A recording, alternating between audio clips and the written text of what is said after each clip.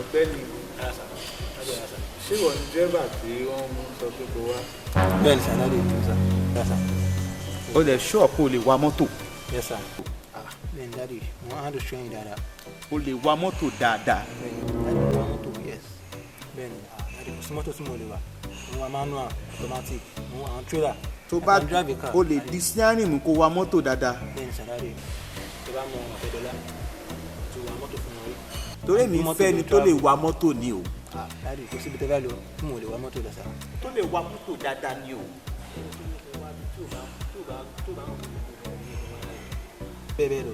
ok o ṣé o ti wa mọ́tò rí kó kọ́ máa wa mọ́tò lọ kó lè pààyàn. o wa mọ́tò yìí kó pààyàn. o tí ì pààyàn. ok o tí ì máa wa mọ́tò kó kọ́ máa wa mọ́tò lọ́mọ kéèyàn di steering kó kọ́ máa dé kó máa wà kó dẹ̀ bẹ́ wọnú omi. for the past 15 years mo tún wa mọ́tò nsìn mo wọ gallop rẹ sá. bíi tọ́mìnà bẹ̀ kó kọ́ máa wa mọ́tò kéèyàn kọ́ máa wà kó kọ́ bẹ́ wọnú ọ̀sà o tí ì wà rí. ok tó ti ń wa mọ́tò rí kó kọ́ wa mọ́tò kó kọ́ wo pé yes kó kọ́ wa mọ́tò kó kọ́ wá wọnú ọjà kó dẹ̀ pààyàn. o tí gbà ń bí 50 rí.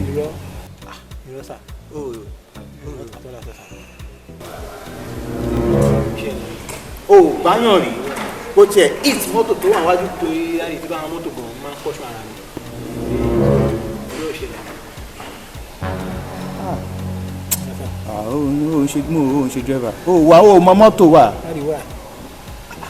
o tí wa mọ́tò kó pààyàn rí ọkọ̀ wa mọ́tò kó kọ̀ wá wọnú omi kó lè jáde.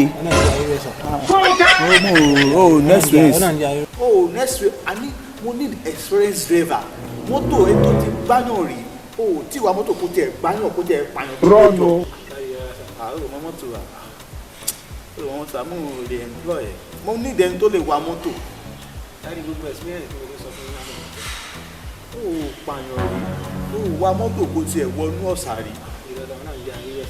ó lọ kó wa mọ́tò kó wọnú ọjà kó pààyàn bíi mẹ́jọ. ó ní experience driver kọ́ba pé yóò ní experience driver tó ti ní experience gbogbo àwọn nǹkan wọ̀nyẹn. nǹkan ló ń sà. what I try to say. irú kẹwàá yẹn plan nísìnyí òye yín tí mo ti di driver yín ìwà wà yín wọnú odò tán mi náà bí.